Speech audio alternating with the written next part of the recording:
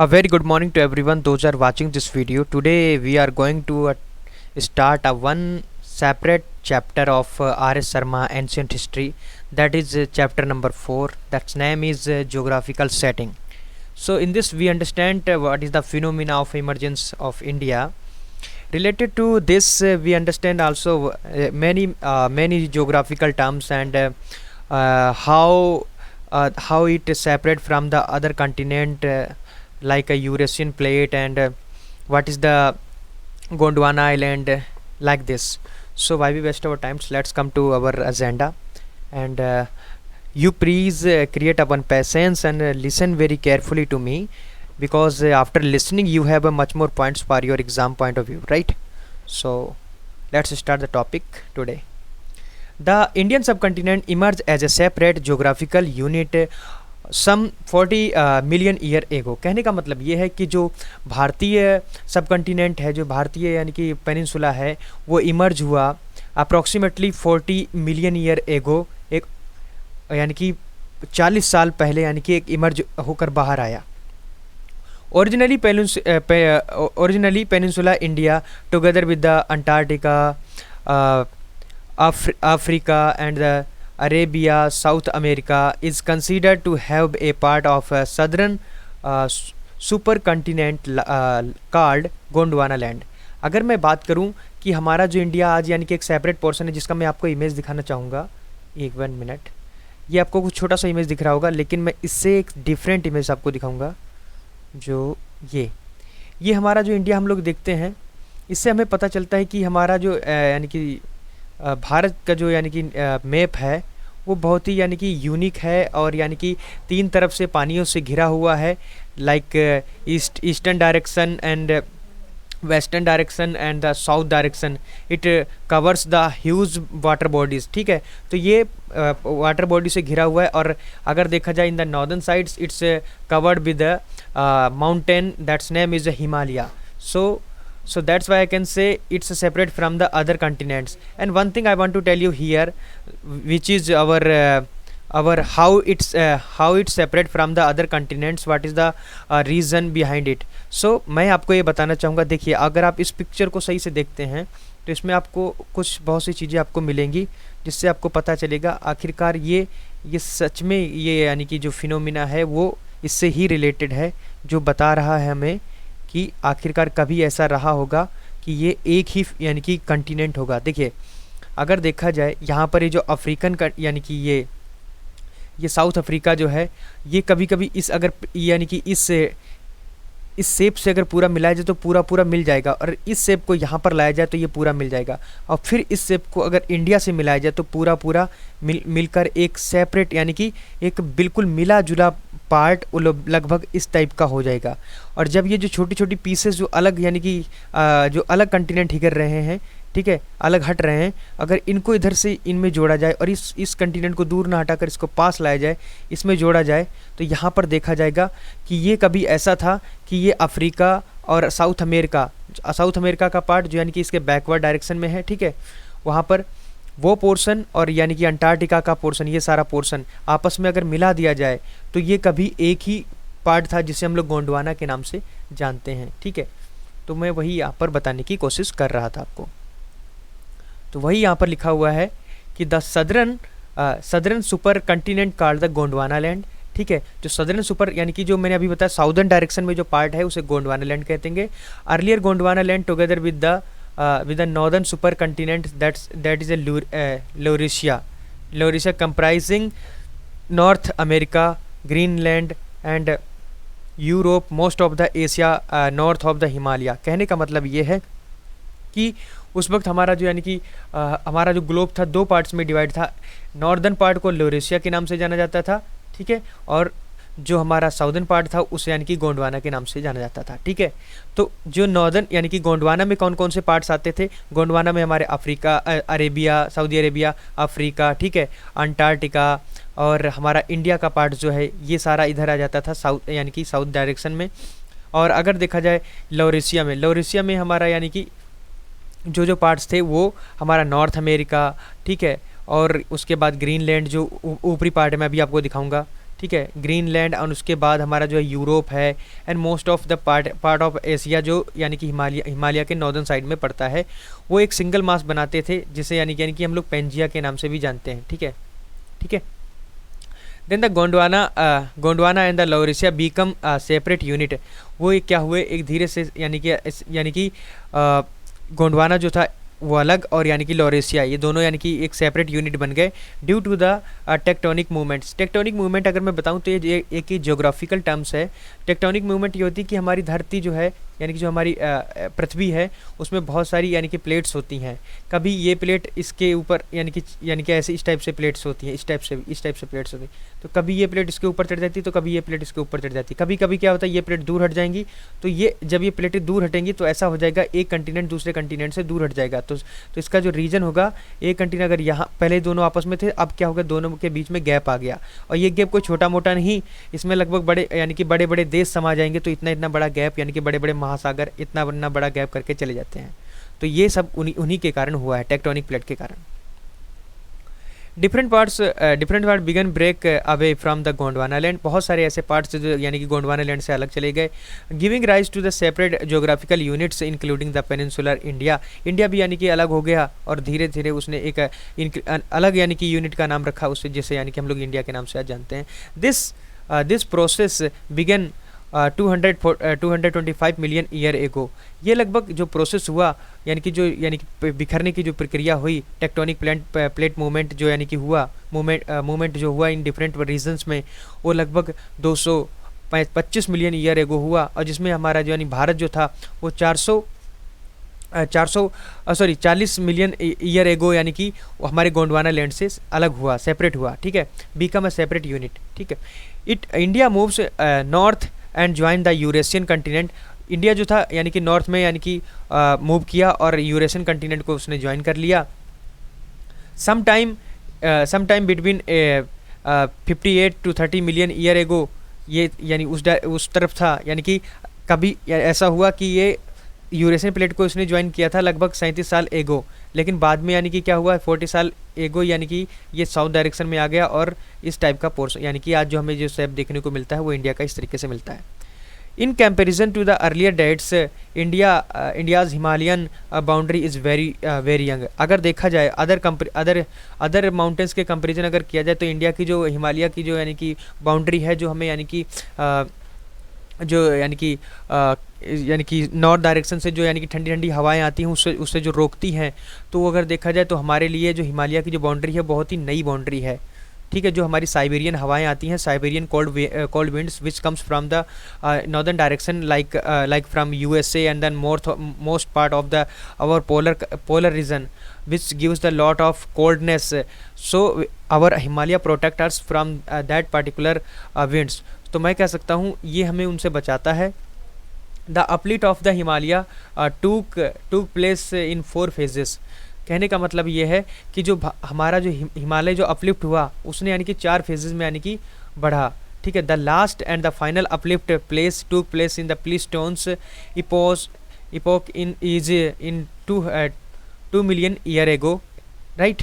2 million से यानी कि 1200 BC यानी कि बीच में, ये यानी कि जो लास्ट में यानी कि उसके यानी कि बढ़ने की जो यानी कि एक समय सारणी थी, वो लगभग यानी अगर उसका मापा जाए तो 2 मिलियन से 1200 BC के करीब यानी कि भारत यानी कि जो हिमालय है उसकी लास्ट स्टेज पाई गई, फाइनल स्टेज यानी कि अपलिफ्ट होने की जो यानी कि प्लेस थी वो पाई गई। कब से, 2 मिलियन से 1200 BC, 12,000 BC। ठीक है, so the Himalayas played an important part in the forming Indo-Gangetic basin, though its rivers which brought down alluvial deposits in the Pleistocene epoch।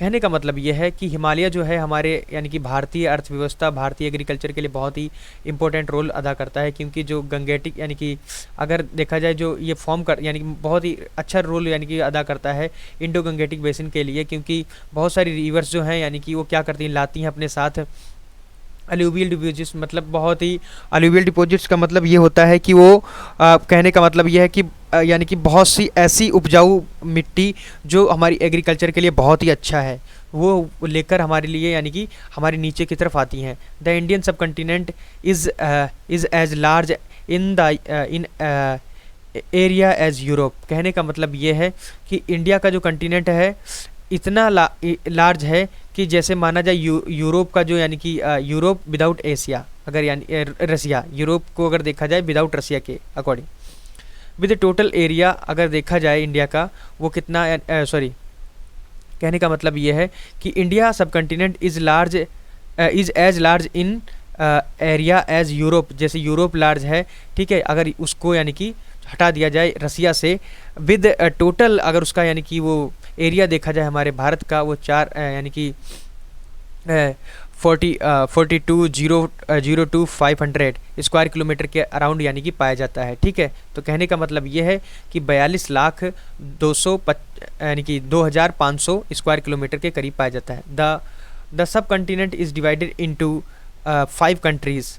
ठीक है, जो हमारा कंटिनेंट है वो यानी कि 5 कंट्रीज़ के यानी कि अंडर डिवाइडेड है। अगर उस कंटिनेंट को यानी कि अगर देखा जाए कौन कौन सी यानी कि किन कंट्रियों में डिवाइडेड है, पहला हमारा इंडिया आ जाता है मेनली, फिर उसके बाद बांग्लादेश, फिर हमारा नेपाल आ जाता है, फिर भूटान आ जाता है, और हमारा जो शत्रु देश है पाकिस्तान, ठीक है, वो भी आ जाता है। इंडिया हैज़ नियरली यानी कि 1,000 मिलियन पीपल्स यानी कि हमारे इंडिया के अंदर यानी कि पाया जाता है।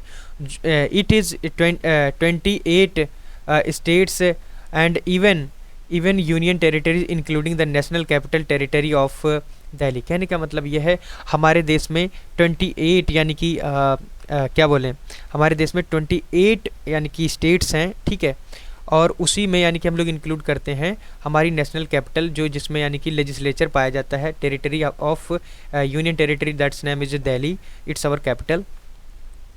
and some of its states are larger than many European countries। हमारे ऐसे बहुत सारे स्टेट्स हैं, जैसे राजस्थान हो गया, मध्य प्रदेश हो गया, और हमारा कर्नाटका हो गया, यूपी हो गया। ये ऐसे बहुत सारे स्टेट्स हैं जो यानी कि अगर कंपैरिजन किया जाए अदर यूरोपियन कंट्रीज से, तो उनसे हमारे यानी कि राज्य बड़े निकलते हैं। वो कंट्री के नाम लेकर बैठे हैं और हम राज्य का नाम लेकर बैठे हैं।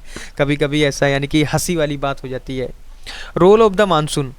देखिए, रोल ऑफ द मानसून की जब बात करेंगे तो हमारे दिमाग में एक बात आती है कि मानसून आया और बारिश बरसाया। ठीक है, तो इस तरीके की बात हमारे दिमाग में आती है। तो उसके बारे में हम जानने से पहले मैं थोड़ी चीज़ें कुछ बताना चाहूँगा इंडिया के यानी कि ज्योग्राफिकल कंडीशन के अकॉर्डिंग। आप देख सकते हैं इंडिया 3 तरफ से हमारे यानी कि वाटर बॉडी से घिरा हुआ है, और एक तरफ क्या है, हमारा महान हिमालय उससे घिरा हुआ है। तो आप अंदाज़ा लगा सकते हैं कि यहाँ पर किस तरीके का मानसून होगा। दूसरी बात, यहाँ पर किस तरीके की विंड्स यानी कि ब्लो होती होंगी और क्या क्या नहीं होता होगा, इसके बारे में हम पढ़ेंगे। लेकिन ये मेरा पहले बताने का धर्म था, इसलिए मैंने आपको बताया। The Indian subcontinent is a well defined geographical unit and largely situated in the tropical zone. कहने का मतलब ये है, आप ट्रॉपिकल जोन को समझते होंगे। मैं सबसे पहले मान के चलता हूँ, ये क्या है, हमारा इक्वेटर है। इक्वेटर के जस्ट बाद जो यानी कि 23.5 यानी कि डिग्री पे जो आता है उसे ट्रॉपिकल जो यानी कि ट्रॉपिकल लाइन कहते हैं। और ट्रॉपिकल लाइन से इस इक्वेटर तक आने के लिए जो यानी कि जो रीजन होता है, इस रीजन को हम लोग कहते हैं ट्रॉपिकल जोन। इसीलिए इस डायरेक्शन में भी ट्रॉपिकल जोन होता है। फिर इसके बाद जो लाइन आती है वो होती है 63.5, तो उसमें वो कौन सी होती है, हमारी टेम्परेट जोन होती है। और उसके बाद में हमारा पोल्स आ जाते हैं। ठीक है, तो यानी कि जैसे हमारा इक्वेटर पे हम रहेंगे तो इक्वेटर पे सबसे ज़्यादा टेम्परेचर होगा, जैसे हम इधर बढ़ेंगे थोड़ा टेम्परेचर कम होगा, फिर इधर और कम होगा, और पोल पर जाकर बिल्कुल हम लोग ऐसी स्टेज में आ जाएंगे जहाँ पर फ्रीजिंग पॉइंट आ जाता है, बहुत सारा यानी कि ठंड पड़ता है। ठीक है, तो जैसे जैसे हम लोग इक्वेटर से इधर बढ़ें या इधर बढ़ें, हमें यानी कि ठंड महसूस होती है। ठीक है, दूसरी पहली बात तो ये, और तीसरी बात मैं आपको बता दूं, हमारे यानी कि जो हिमालय है, हिमालय को एक यानी कि तीसरा पोल का भी यानी कि दर्जा दिया गया है, क्योंकि यहाँ पर भी बहुत ज़्यादा बर्फ़ होती है, बर्फ़बारी होती है, ठंडा होता है। इसीलिए बहुत सारी आर्मी जो हैं यहाँ पर टिक नहीं पाती as a comparison to India. India की आर्मी बहुत ही, इंडिया के जो जवान हैं वो बहुत बहादुर हैं, इसीलिए वो हर समय हर हालात में हमारे कश्मीर के जो मुद्दे हैं उनमें यानी कि वो खड़े रहते हैं और अपने देश की रक्षा करते हैं। तो ये चीज़ें मुझे बताना चाह रहा था, इसीलिए आपको ट्रॉपिकल जोन समझ में आ गया होगा कि आखिरकार कि ट्रॉपिकल जोन होता क्या है। तो मैं दोबारा से बोल देता हूँ, Indian subcontinent is well defined geographical unit and largely situated in the tropical zone. Tropical zone का मतलब ये है क्योंकि हमारी जो कंट्री है अगर उसको यानी कि अगर आप मैप पे देखें तो वो ज़्यादातर यानी कि नॉर्दर्न डायरेक्शन में आ जाती है। ठीक है, ठीक है, नॉर्दर्न डायरेक्शन में आएगी और नॉर्थ ईस्ट कंट्री में हमारा यानी कि कैलकुलेट होती है। तो इक्वेटर से वो 8 डिग्री कुछ यानी कि उधर यानी कि इधर की नॉर्थ डायरेक्शन में, और ऊपर जाकर मुझे याद नहीं आ रहा, आई थिंक 37 है कितना है मुझे याद नहीं आ रहा, तो लगभग उतना जाकर यानी कि वो नॉर्थ डायरेक्शन में ही है और ज़्यादा इक्वेटर से दूर भी नहीं है। तो इसीलिए हम कहेंगे ये हमारी जो मोस्टली कंट्री है वो लार्जली पार्ट जो इसका है वो ट्रॉपिकल जोन में ही आता है। The monsoon has played important role in India's history.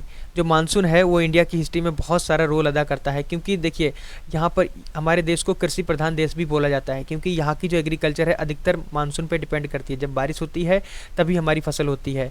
पहले यानी कि इंसेंट में देखा जाए तो हम लोग पूरे तरीके से पानी पे यानी कि जो पानी बरसेगा उसी पे डिपेंडेंट थे। अब तो हमारे पास बहुत सारी इरिगेशन मेथड हैं जिसके द्वारा हम लोग यानी कि ट्यूबवेल्स हैं हमारे पास, यानी कि बहुत सारे ऐसे यानी कि सोर्सेज लाइक कैनाल है, like river, many methods for irrigating to our I mean crop, right. So there are the lot of methods to grow the I mean our crop, and so many things those we want from our field, those we want from our agrarian land, right.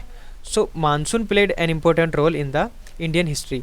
सो उसके बाद में अगर देखा जाए तो south west monsoon है वो क्या करता है, यानी कि last between June and October में यानी कि वो अराइज होता है, यानी कि जून से स्टार्ट होता है अक्टूबर में यानी कि ख़त्म हो जाता है, एंड ब्रिंग्स बहुत बड़ी रेन देता है, varying degrees major parts of the country. वो यानी कि बहुत बड़े यानी कि पार्ट में यानी कि बारिश कराता है हमारे भारत में, ठीक है। In ancient times irrigation was not important factor and rain played crucial role in the agriculture. कहने का मतलब ये है कि एंशियंट टाइम में अगर देखा जाए तो एग्रीकल्चर में यानी कि जो क्या बोलते हैं इरिगेशन मेथड बहुत ही कम यूज किया जाता था। जो रेन थी वही बरस जाती थी और उसी से जो हो जाता था हमारे खेतों में, हम उसी को काट कर अपने यानी कि जो फसल होती थी उसको घर में भर लेते थे और मौका आने पर उसे खाते थे, ठीक है, और उसे फाइनेंशियल सोर्स के लिए भी यूज करते थे। What is known today as a kharif crop in the North India dependent primarily in the ancient times of the southwest monsoon। अगर आप देखिए साउथ इंडिया में चले जाइए तो वहाँ पर भी आज भी यानी कि क्या होता है, वहाँ पर मानसून थोड़ा नॉर्थ इंडिया से डिफरेंट होता है। वहाँ पर लगभग बारिश होती ही रहती है, ऐसा सुनने में आया है, मेरे दोस्त लोग बोलते हैं। तो वहाँ की जो यानी कि पैडी कल्टीवेशन ज़्यादा होता है, जिसे हम खरीफ क्रॉप के नाम से भी जानते हैं, जिसे धान की खेती कहते हैं। तो जहाँ पर ज़्यादा पानी बरसेगा तो वहाँ पर क्या होगा, वहाँ पर ज़्यादा से ज़्यादा यानी कि धान लगाया जाएगा, ठीक है, जिसे हम लोग राइस की यानी कि खेती बोलते हैं। तो उसे यानी कि खरीफ क्रॉप में भी नाम आता है या पैडी कल्टीवेशन के नाम से भी जानते हैं। और वो जो यानी कि एंशिएंट टाइम में था, साउथ वेस्ट मानसून जो होता था उसके लिए बहुत ही इंपॉर्टेंट रोल अदा करता था। इसीलिए वहाँ के लोग अपना पेट भरने में या मान लो अपनी फाइनेंशियल सोर्सेज को जुटाने में मदद कर यानी कि कारगर हो पाते थे, क्योंकि उनको मानसून से मदद मिल जाती थी। In winter the western disturbances brings rain northern India where wheat barley and like constitutes the main crop। कहने का मतलब ये है कि अगर देखा जाए इन विंटर यानी कि जाड़े के दिनों में जो वेस्टर्न मानसून है यानी कि वेस्टर्न डिस्टर्बेंसेज मतलब यानी कि पश्चिमी डायरेक्शन से जो डिस्टर्बेंसेज उठता है, मतलब मानसून जो उठते हैं वो क्या करते हैं यानी कि रेन देते हैं हमारे यानी कि नॉर्दर्न पार्ट्स को, और यानी कि उससे बारिश होती है। और मेनली जो हमारे यानी कि वेस्टर्न पार्ट्स में यानी कि जो अधिकतर क्रॉप होती है वो वीट होती है, बरले होती है, बरले बरले बाजरा क्या बोलते हैं उसे, अरे जौ, ठीक है, like the constitutes the main crops. ये बहुत ही यानी कि मेन क्रॉप के नाम से जानी जाती हैं, क्योंकि राजस्थान और क्या बोलते हैं इधर हमारा हरियाणा हो गया और ये गुजरात, इनमें मेनली यानी अगर देखा जाए वीट एंड बरले ही होता है, ठीक है, बाजरा भी ज्वार होता है उधर ही। तो the part of the peninsula India particularly the coastal areas of the Tamil Nadu gets a major rainfall from the northeast monsoon from the mid October to mid December. कहने का मतलब ये है कि हमारा जो पेनिनसुलर इंडिया है particularly अगर देखा जाए तो कोस्टल जो एरियाज़ हैं वहाँ के जो तमिलनाडु के, ठीक है, तमिलनाडु के जो कोस्टल एरियाज़ हैं वो क्या होते हैं, ज़्यादा से ज़्यादा रेनफॉल यानी कि मिलती रेनफॉल होता है वहाँ पे, यानी कि नॉर्थ ईस्ट मानसून से। अब देखिए मैं आप इमेज पर ले चलता हूँ, आपको बताता हूँ कि तमिलनाडु कहाँ एग्जिस्ट करेगा। देखिए तमिलनाडु की अगर इमेज देखी जाए तो ये यहाँ पर एग्जिस्ट करेगा, केरला के जस्ट अपोजिट में। मैं पहले इरेज करता हूँ फिर बताता हूँ।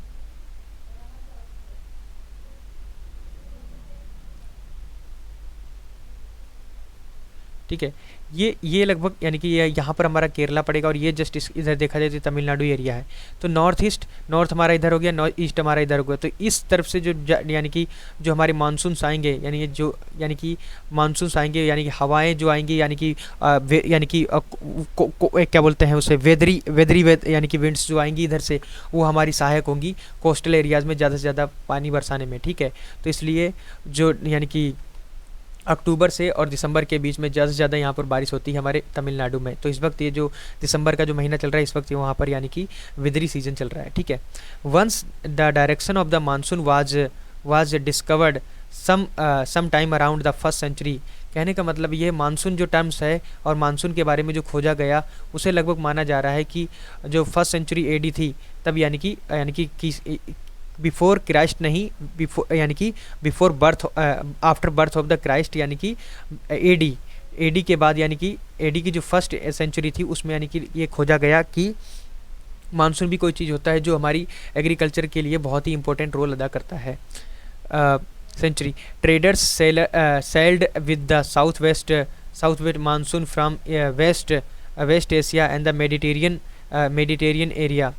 आप मेडिटेरियन एरिया को मैं आपको ज्योग्राफी के यानी कि जब मैं पर्टिकुलर लेक्चर्स लूँगा तो मैं उससे मेडिटेरियन के बारे में भी बताऊँगा, जहाँ पर मेडिटेरियन सी है वहाँ पर मेडिटेरियन टाइप की यानी कि क्लाइमेट होती है।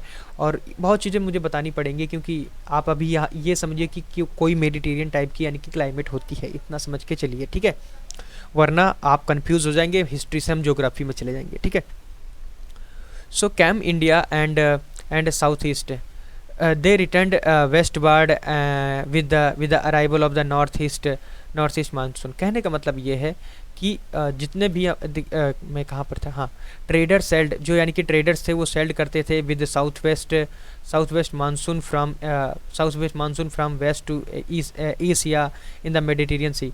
बहुत से यानी कि बहुत से ऐसे सेलर्स होते थे जो यानी कि अपना यानी कि सामान बेचने के लिए क्या करते थे, लाते थे, और वो क्या करते थे, मानसून के अकॉर्डिंग यानी कि आया करते थे और मानसून के अकॉर्डिंग जाया करते थे। तो ये यानी कि मानसून उन पर भी डिपेंड करता था। तो मेडिटेरियन यानी कि एरिया जो है उसमें यानी कि सेलिंग और यानी कि बाइंग की जो पूरी प्रक्रिया थी वो यानी कि वो लोग मानसून पर डिपेंडेंट होते थे, क्योंकि उनकी बोट उसी के अकॉर्डिंग चलती थी। Came to India and south east Asia, ये यानी कि कहाँ पर आए, हमारे भारत में इंडिया आए और साउथ ईस्ट एशिया में भी आए हैं। दे रिटर्न वेस्टवर्ड, यानी कि they return westward with the arrival of northeast monsoon. The discovery of the monsoon enabled India to carry on the trade and establish the cultural contract with the Western Asia and the Mediterranean area as well in the south east. कहने का मतलब ये है कि the discovery of the monsoon, वो हमें यानी enable किया उसने, यानी कि हमें योग्य बनाया इंडिया को यानी कि कैरी करने के लिए, ट्रेड के लिए एंड बहुत सी चीज़ें इस्टेब्लिश करने के लिए, कल्चरल कॉन्ट्रैक्ट्स के लिए with western Asia and the Mediterranean area as well as with west Asia, यानी कि वेस्ट एशिया के साथ भी हमें यानी कि बहुत सी चीज़ें यानी कि मानसून ने बताई। So thank you for watching this video. अगर आपको इन्फॉर्मेटिव लगा हो तो प्लीज़ लाइक कीजिए, सब्सक्राइब कीजिए, और अपने एक फ्रेंड सर्कल में जो भी लोग यानी कि हिस्ट्री से रिलेटेड यानी कि तैयारी कर रहे हैं या यूपीएससी क्रैक करना चाहते हैं तो प्लीज़ उनको शेयर कीजिए। Thank you.